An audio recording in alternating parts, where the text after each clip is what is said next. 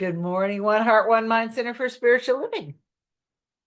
So I picked out a feel-good song since I kind of went quiet last week. I decided to pick out a feel-good song this morning to kick us off. And it's not a video, it's just an audio. So I'll get it going here.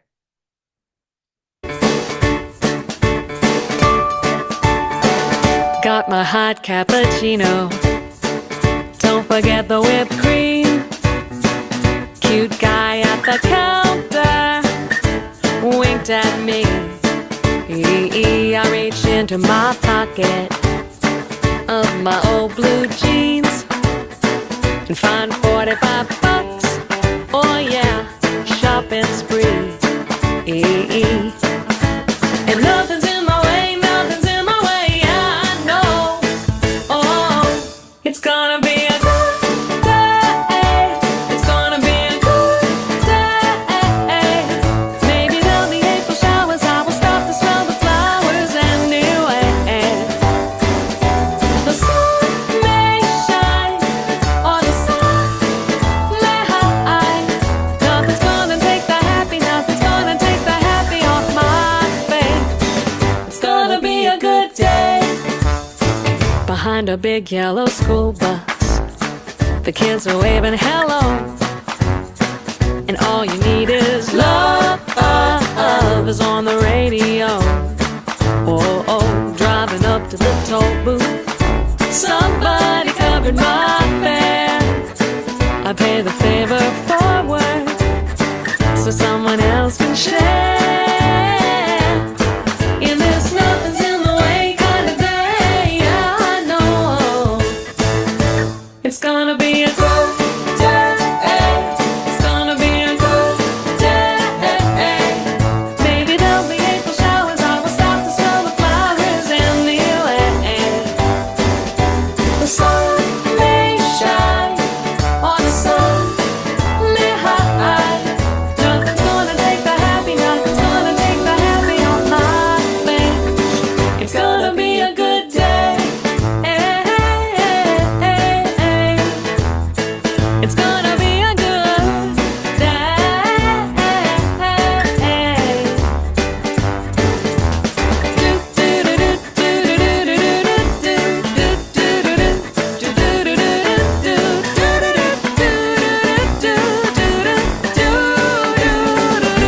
It's gonna be a good day. It's gonna be a good day. Maybe there'll be April showers. I will start to smell the flowers anyway.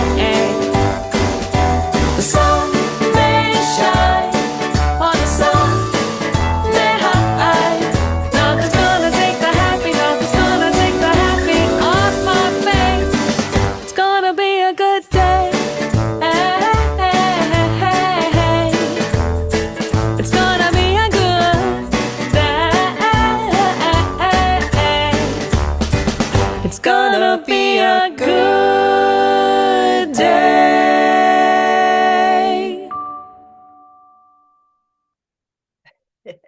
Oh, yes, it is. It's going to be a good day. And good morning, everybody. It's great to see everybody this morning. And hi, Claire. I see some people popped on. I'm going to invite our practitioner of the day, Rob, to speak to us, to pray us in, say a few words. Oh, righty. Hey, that was Michelle does good music. I am never cease to be amazed. That song even had a tuba in the background. That that was pretty cool. And today Michelle is talking about doubt, and probably how to get past it, or maybe even the value of it. And I noticed that there are different kinds of doubt. There's doubting that something bad will happen, and that kind of doubt feels good. But I don't think that's the kind of doubt we're talking about here.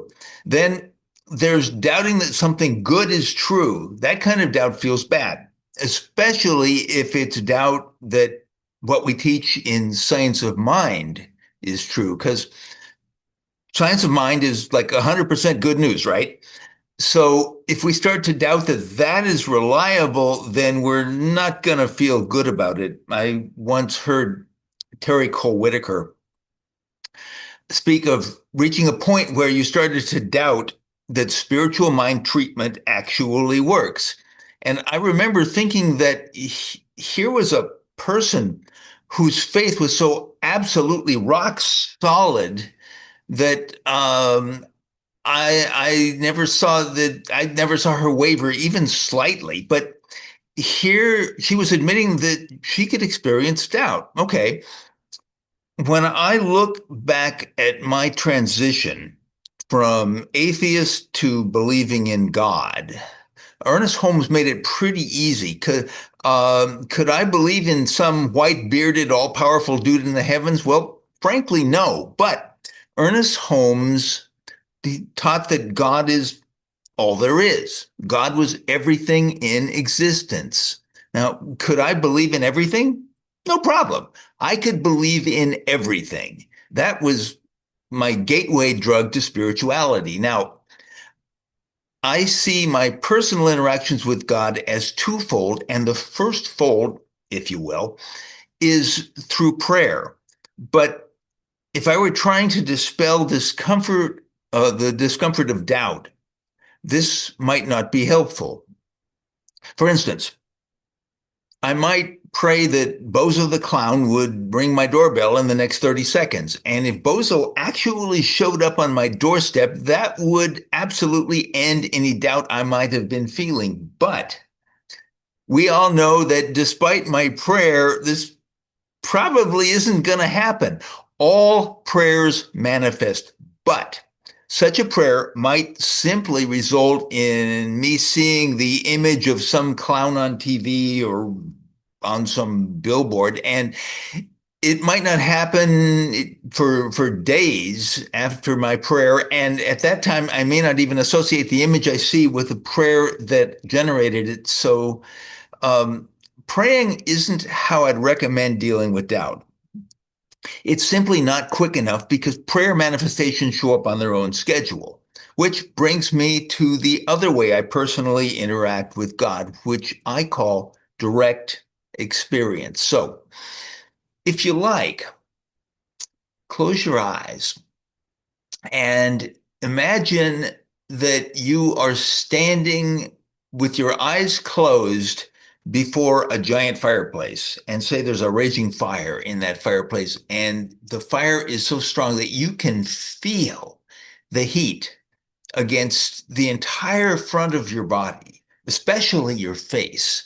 And you absolutely have a sense, with even with your eyes closed, of the direction. You know exactly where that fire is because of the way the front of your body feels. Now, imagine that God is a transmitter, and God is transmitting 24/7. And you can tune into the different frequencies which represent the qualities of God. Now, say you're tuned into the God frequency of, say, joy. Okay, now you can feel, I want you to see if you can feel that joy emanating from God with the same certainty that you might feel the fire if you were standing directly in front of a fireplace. And that sense of joy is just unmistakable. You feel it not only on the front of your body, you feel it permeating your entire body. You feel the goodness of that joy, and you feel your own personal joy level increasing. It's like you had a gas gauge, and the gauge is going from less than full all the way up to full, and you are feeling that right now. You can do that anytime you want. And the advantage of this over prayer is the effect is immediate. You get an immediate experience of God, and you can tune into a different frequency. You can tune in to the God frequency of peace. And I invite you to do that right now, to just feel the peace of God, which is emanating from God, just permeating your body, permeating all of you, and you can feel the peace within of you just increasing and expanding until you're just so full of it that you just love your existence right now. Same with love. Everybody wants to feel love and feel loved.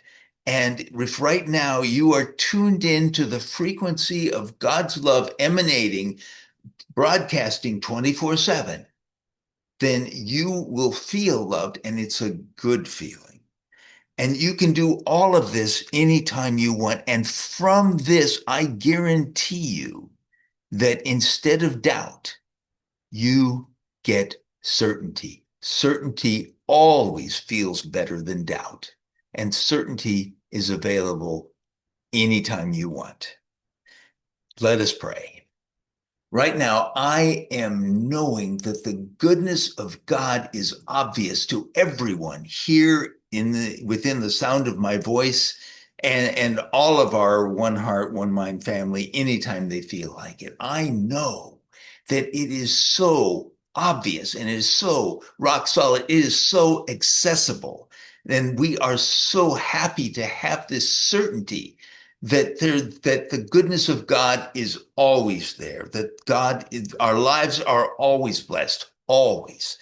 I know that we are blessed today. We are blessed with a wonderful topic. We are blessed, as I mentioned, with wonderful music. We are blessed with a talk that Reverend Michelle has worked on and that she knows will resonate with us. And I am knowing right now this will resonate with everyone and improve your life, as it will improve mine, just having the opportunity to take it in. I am so grateful for this chance to be together, to look into each other's eyes, which is a wonderful aspect of Zoom, and that we can go forward in our lives this week better for this experience. Thank you, God. Thank you. I release my word, and together we say, and so it is. All righty. And Michelle's on it already. And here we have May's affirmation. I trust the quiet unfolding of the divine presence. I welcome the new expression of life moving through me. I say yes, yes indeed, to fresh possibilities, new growth, and deeper truth. I am renewed, I am ready, and I walk forward in faith, and so it is. And so it is. Thank you for that. God, I love that image of standing in front of the fire. And just like you can feel the heat, you can feel the quality of the divine. What a great metaphor. Love it, love it. All right, so I do have some more music, and this one, I just kind of ran across. I'm not exactly sure how I found it. It's from somebody I'd never heard of before. His name is Bob Sima, S-I-M-A. I think that's how you have it, or you say it. And it's called No Mud, No Lotus. So it seems like a perfect perfect thing for doubt. So I am just going to play. It's not a video. I'm just going to share the music. But No Mud, No Lotus.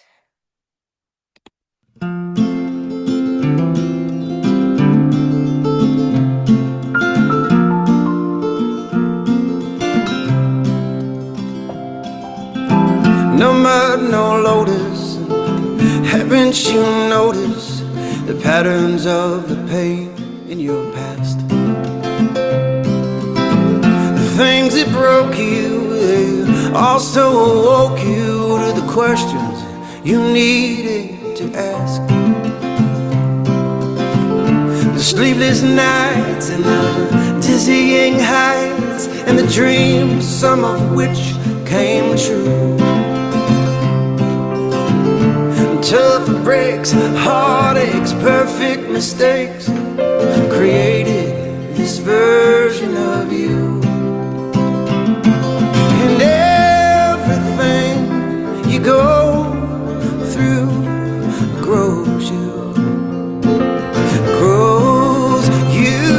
And everything you go through grows you, exposes who you are.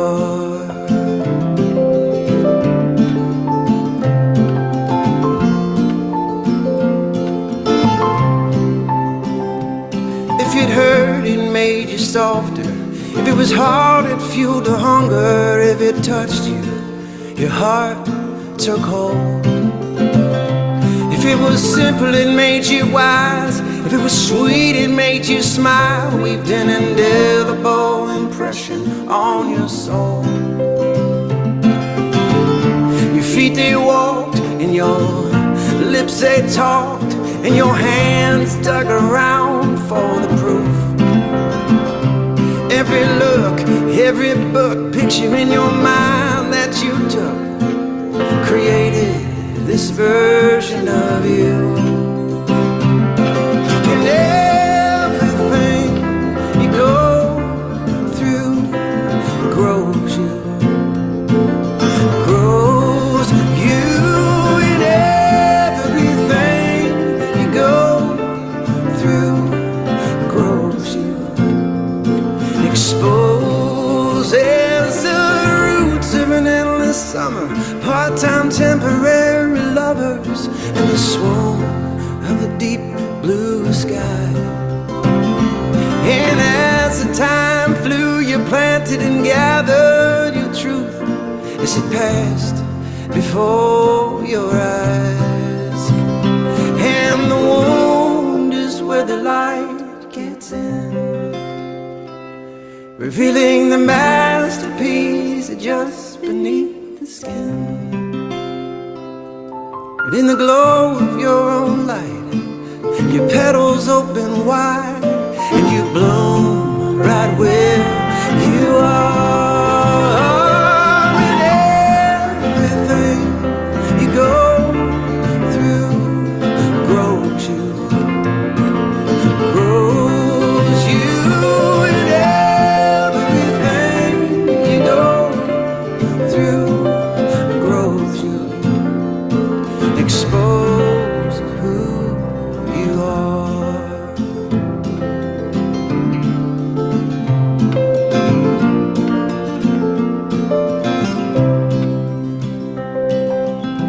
No mud, no lotus.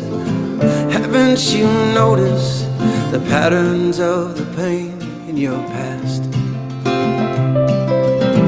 The things that broke you, they also awoke you to the questions you needed to ask.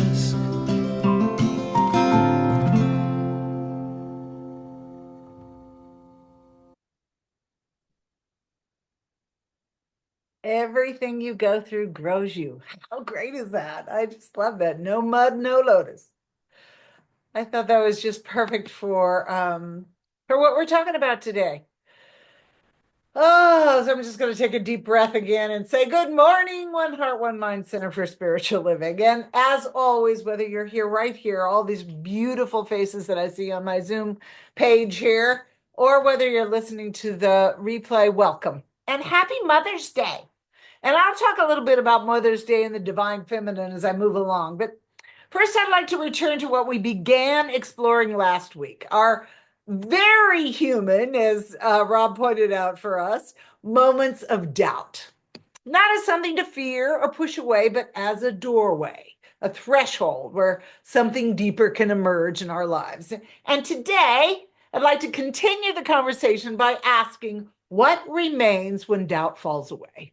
What happens when we meet doubt with openness and curiosity instead of resistance or avoidance? Oh, I don't want to think that. Because when we truly listen to what doubt is telling us, it guides us forward rather than holds us back. It opens us to what our founder, Ernest Holmes, called the eternal flow of life. He talks about that often. A flow that is always moving, always unfolding, always inviting us into greater alignment with who we are. Like the song said, that when we go through stuff, it exposes us, and we ask the questions. When we feel doubt, we ask the questions that we need to ask about who we truly are. It shows us who we truly are. So what do we mean when we talk about a state of flow? Well, it kind of depends on who you ask. In everyday life, you hear people, I think of flow as those moments when something simply clicks a conversation that unfolds effortlessly, a musician who kind of disappears into their music, a gardener who loses track of time, or a parent who instinctively knows what to say to a child. When we stop overthinking and become kind of fully immersed in the moment that's right in front of us, and that's being in that flow. And that doesn't mean that life is always perfect or without challenges. It simply means we're no longer fighting the movement of life that's right in front of us. Instead, we're participating with it. We're actually present. If you ask a scientist about flow, he or she will probably quote the work of, and I can't pronounce this person's name. The first name is Mihai, and the last name is a long Hungarian name, which I cannot pronounce, so I'm not even going to try. I actually wrote it out phonetically, and I tried to say it a couple of times, and I thought, I'll forget it. I'm not going to even do it. But this Mihai was a Hungarian American psychologist, and he's best known for his really scientific approach, his scientific study of flow. He wrote a book called Flow, The Psychology of Optimal Experience. It was a book that was published in 1990. And in that book, he explored how the state of flow contributes to creativity and fulfillment and well-being. And I think what makes his work especially compelling for us as people who are having a spiritual conversation about flow is even though he approaches it scientifically, it's really easy to recognize in his descriptions of flow something that mystics have been speaking about for centuries. Moments when the separate self kind of quiets down and we become aligned, deeply aligned with life. You can hear it in his definitions. I wrote them down so I wouldn't botch them up. But he describes flow like this: a state in which people are so involved in an activity that nothing else seems to matter. The experience itself is so enjoyable that people will do it even at great cost for the sheer sake of doing it. And then he went on and said, flow is when action and awareness merge. And there's a sense of effortless control. I don't even really like the word control, but I do understand what he's saying. It's like it's just effortless. I don't even have to direct it. It just flows. And from a spiritual perspective, that's exactly how we define flow. Maybe with the added twist that our awareness is immersed in harmony with something greater than our separate self, that we're aligned with the flow of the divine. Flow is moving with the awareness of the presence of God, which, as Rob talked about, when we're in that experience of feeling the joy, feeling the love, it's a beautiful experience. When our oneness in God and our actions merge. Now that is truly divinity expressing as our humanity, which I love to say. When we effortlessly participate with a universal intelligence, far wiser than what our conscious thinking mind alone can imagine. And mystics across all traditions for millennia have described flow as surrendering to that deeper current of life, when intuition becomes very clear and our actions feel guided and we stop forcing what is really meant to just kind of flow naturally, joyously. So on that note, let me pause to talk about Mother's Day. Happy Mother's Day. And to honor all mothers, to show our love and appreciation to anyone who has ever filled the role of mother for us, whether, they were our biological mothers or otherwise. And we can also, and we do in our tradition, stop and just pause to honor that effortless flow of the aspect of God that we call the divine feminine. Because we know as metaphysicians that we all have the energy of the divine feminine within us, whatever our gender is, it doesn't matter. We're all one within the wholeness of God. And the divine feminine is an aspect of creation itself. So for us, Mother's Day becomes a day to honor not only those who mothered us, and we do honor them, we're extremely grateful no matter how that relationship went, but also to honor the divine feminine in all life. The creative process is a marriage of both the divine masculine and the divine feminine, moving as the flow of one life through us. And I don't know about you, but it inspires me and it motivates me and it brings purpose and meaning to my life, to all our lives.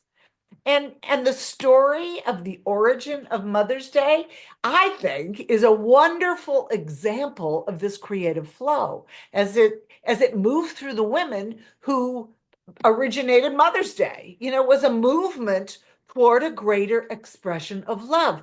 And it began by them standing for peace. Mother's Day didn't begin as the Hallmark holiday we all know today. It actually has a deeper and more complex origin. Its roots are deep. Mother's Day was originally shaped by the heartbreak of war. And in much the same way that doubt can turn us in a new direction, war was the catalyst for a woman named Anne Reeves Jarvis, who in the mid 1800s, during and right after the Civil War, organized groups of mothers to care for soldiers on both sides of the conflict. And after the war, she continued to work tirelessly to bring together communities that had been divided by the war. She brought mothers from both sides together to heal what had been torn apart. And then a few years later, a woman named Julia Ward Howe, who had also been deeply shaken, her life had really been torn apart by the devastation of the war. She issued what she called a Mother's Day proclamation. She called on all mothers to rise up, not just in sentimental love, but in courage, in courageous love, and to refuse to send their sons into violence. Howe imagined a day when mothers would gather as this bold force for peace. We could use that today. And years later, her daughter, Anne Jarvis, helped establish the Mother's Day that we know today, a day of personal gratitude, honoring the love and the givingness of our own mothers, biological or whoever filled that role for us, because there's so many ways that people mother. So woven through the fabric of Mother's Day, sparked by the catalyst of war, is this powerful idea that a mother, the divine feminine, doesn't just nurture life, it stands for life.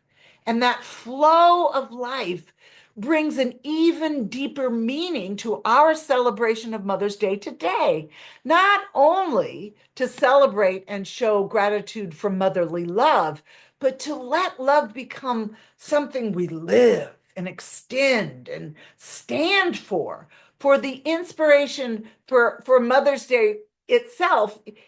That's a powerful example of how the flow of life can take our fears and our doubts and our challenges and turn them into opportunities to express peace and love and unity and conviction and all those qualities that we associate with the divine presence. They can be an invitation to do, as Jesus suggested, and I shared this quote last week. I think it's in Matthew, if I recall. If thine eye be single, thy whole body shall be full of light. If we are focused only on the truth in God, then we're filled with the certainty and the conviction of love and peace and all those other qualities of the divine. So when doubt falls away, what remains isn't something that we create. It's something that's always been there, something we embody. Underneath all our questioning and all of our mental gymnastics, there's something that's unshakable. Life itself, the one life, infinite intelligence is always expressing, always moving, always becoming. Holmes told us that there is a power for good in the universe greater than we are, and we can use it. I would say it is not only a power we can use, it's the power that we are. It's the life that we are. And life is never static or stuck or waiting. It's always flowing. It's that flow beneath all our striving and all our overthinking and all our attempts to force life into shape. There's already a movement happening. And honestly, the question is not whether or not life is moving. The question is whether or not we're in the way, whether or not we're resisting it, or whether or not we're participating with its flow.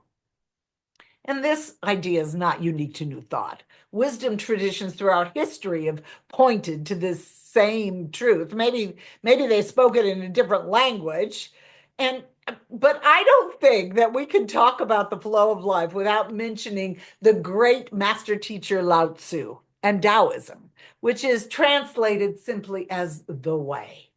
And Taoism stands on the principle that there is this natural movement, this natural harmony and flow to life. And Taoist wisdom teaches that suffering arises when we move against the current of life, when we try to force or manipulate or control or cling to our old fears and our doubts about life. And this beautiful Taoist principle speaks to what I'm calling the flow. And it's also called in Taoism Wu Wei, Wuwei, Wu Wei, translated as effortless action.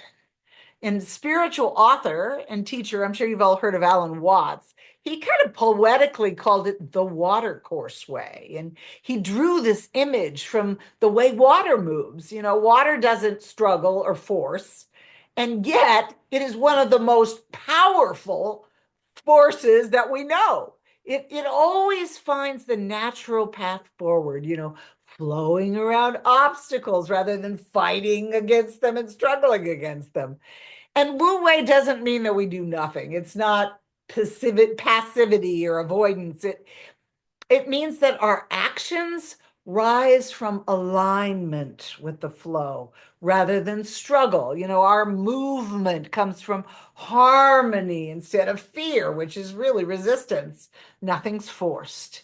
It means we don't have to try and control the flow of the river. The river knows exactly what path to take to be the most effective without offering any resistance. And like the river, the flow of life will follow the path that is the most aligned with the natural expression of grace and goodness. And if we allow the divine presence to move through us in that kind of perfect order without resistance, it moves through us effortlessly and perfectly. So this seems like a really good moment for personal confession. I love a good confession. And it's about my own personal journey to align with the flow of life. And now, as most of you probably know by now, my husband is kind of walking through his own journey with Parkinson's disease. And actually, he's doing quite well. It has, however, put me in the unexpected role of caretaker. I did not expect to be in this role, not only for helping him manage his health, but also for all the other responsibilities that were once his. And that includes all kinds of interesting twists and turns that have kind of popped up along the way. A stepdaughter who is moving through some struggles with mental illness. And, not only supporting my own children as they just do life, managing a rental that needs some construction work that would have been his responsibility, handling all the finances and managing that aspect of our household. And in the process, remembering to take care of myself. And none of these things are things that I can't manage. But I have to admit that some days they feel a little bit it more like a flood than a river, than the flow of the river. And the other day, I kind of just hit a wall, you know? I just went, oh, what am I going to do?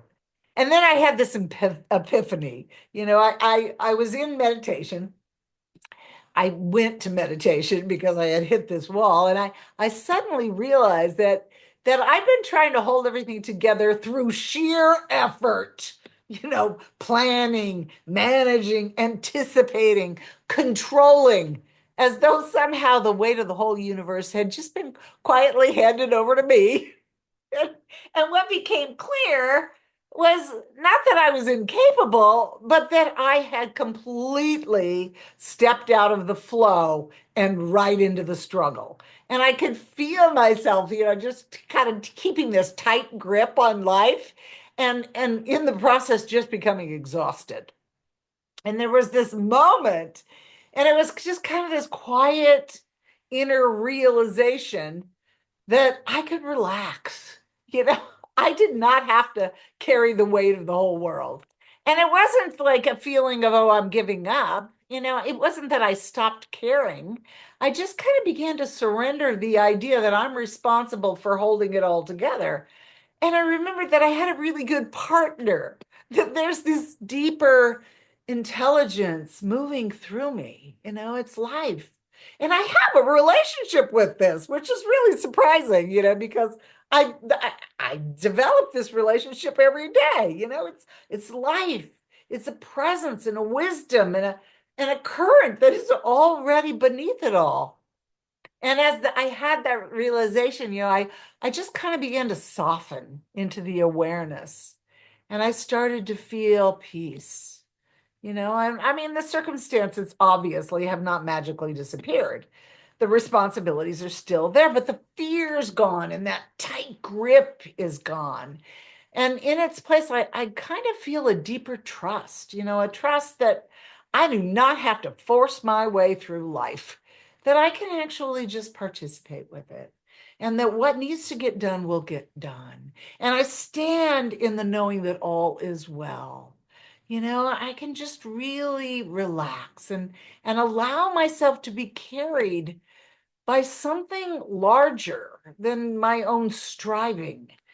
And from this place, I actually feel much more capable of meeting what comes my way. Not because I'm personally controlling every outcome, but because I trust the presence within me, that it will meet the circumstances that rise up.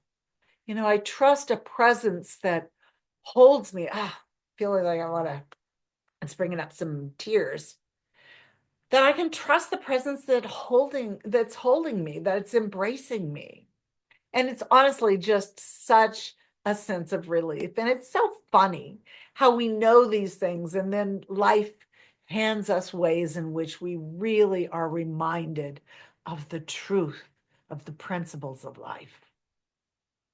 And so yesterday, we were on our morning walk, and I had this sudden insight of a metaphor that I think really beautifully illustrates how life challenges and our moments of doubt aren't the enemy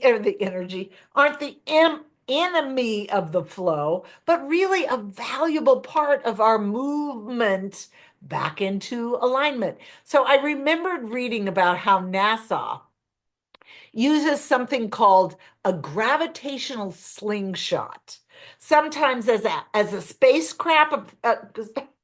spacecraft approaches the orbit of a planet or a moon. I actually think I read about it as a moon. Instead of fighting the gravitational pull, this spacecraft actually uses the very force of that gravitational pull to redirect and accelerate its journey forward, sort of like a slingshot. You know how you pull back and then you let go? The gravity that could have trapped it becomes the very thing that propels it. And I thought maybe that's what doubt can become in our lives.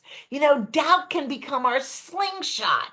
It isn't a sign that we've lost our way, but it pulls us inward so that we can reorient ourselves, so we can remember who we are, that we are one with the intelligence and the wisdom of the universe. And we can realign with that natural flow of life. Doubt can clarify us, and it can bend the trajectory of our lives back towards what's true. And just like that spacecraft, we can emerge from the experience with a different kind of momentum, not the frantic momentum that's trying to force life to happen, like I was feeling, but the quiet momentum of the alignment, which I moved into. Trust and participation with the greater flow. And I think this is the deeper invitation hidden within our doubts and our challenges, not to fight the current of life, but to learn how to use it and how to move with it. Doubt draws us inward, reorients us, and then it releases us with this new energy toward our natural home. And honestly, when we look at Mother Nature, we can see this action all the time. It's embedded in the systems in nature. Resistance, tension, and gravity are used all the time to create movement and transformation. Air resistance to fly.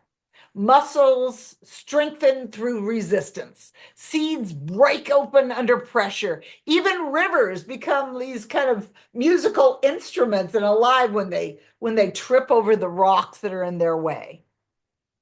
So, as we move through our daily lives this week, when doubt arises, when fear tightens its grip, when life asks us to carry more than we really feel like we can, let's pause. Let's pause for a moment and remember, we don't have to force the river to flow. We don't have to hold the stars in place. We don't have to go looking for the presence of God. All we have to do is soften enough to allow, to feel, to trust, and to participate with what is already within us. And when we do that, something beautiful happens. Our lives begin to feel less like a struggle and more like a divine partnership with something infinite and loving, wise beyond our human understanding. And what remains when doubt falls away is not emptiness. What remains is that quiet certainty that life itself is for us, moving as us, loving through us, and calling us forward into a greater expression of peace and courage and creativity and love and more Mother's Days. So from this place, let's just connect deeply within us to know that partner. It's always there. It's in us. So I know that all of us are in partnership, in unity, and in oneness with this incredible thing we call God, life, love, the thing itself, the all that is. I like to say the divine presence. It's who we are. It's our invisible, silent, but not so silent partner.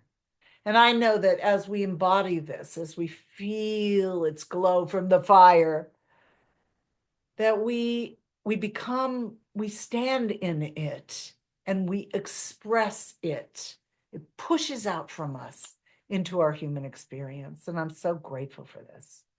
I'm so grateful for this. So in that gratitude, we rest, and together we say, and so it is.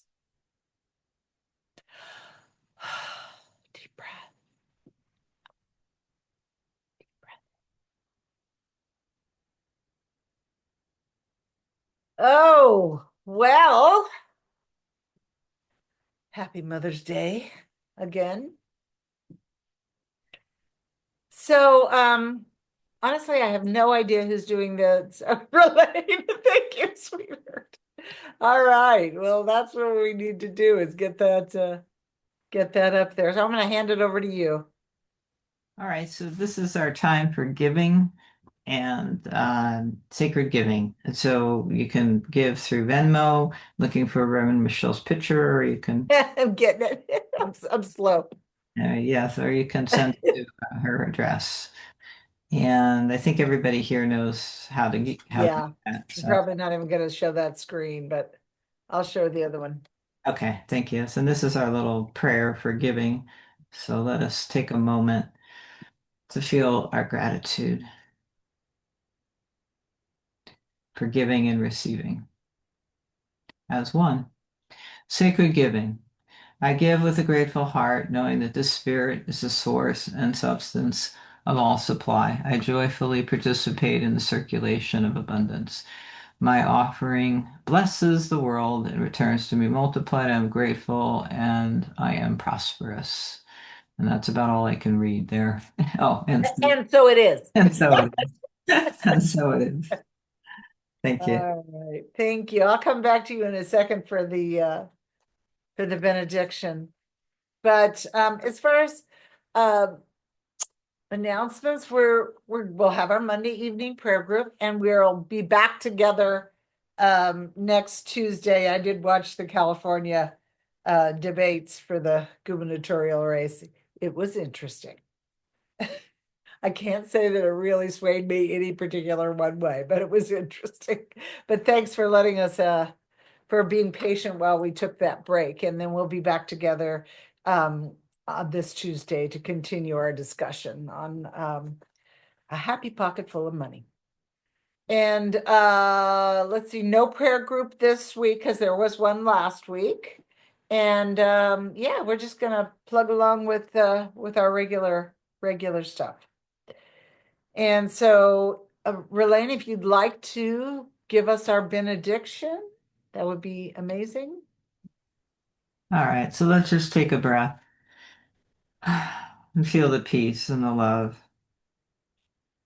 and the ease, the comfort, the safety and the security and the goodness of God in and of and through and all around us in this moment. Let us be so grateful for the grace of God, the grace of Spirit, for our relationship and our partnership with God and Spirit, and with everyone, every being, every sentient being, all people, our Mother Earth planet, and all the creatures that take a breath. And let us have a reverence for all life. And I'm so grateful for today's experience. It was just really great with Rob's experientials on, feeling the joy and the peace in the moment. And for Reverend Michelle's great talk. It was just really very heartfelt and wonderful about flow and so much more. Mother's Day and the feminine spirit and just everything. It was just all good and great. Thank you, Spirit. Thank you, God, for this prayer, for each and every one of you, for being here, and for all those that are part of the One Heart, One Mind special community. We feel such gratitude. And as we release this prayer into the law, we feel the flow of God always. And so it is. So it is. Thank you. That was beautiful. I do have a video this time, so I'm gonna play it. I think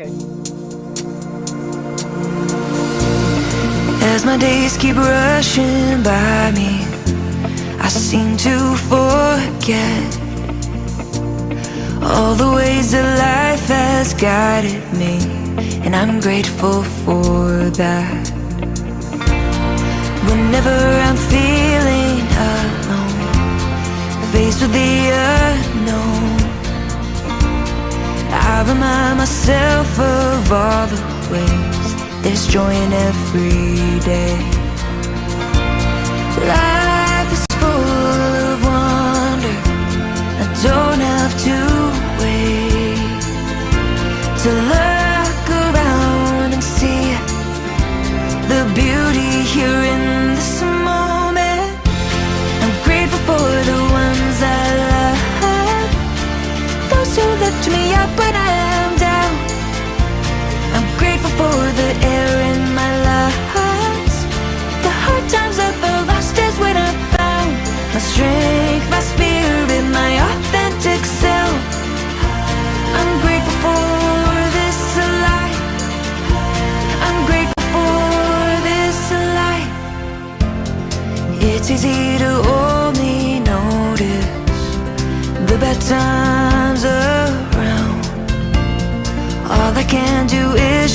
shift my focus and see the good as well.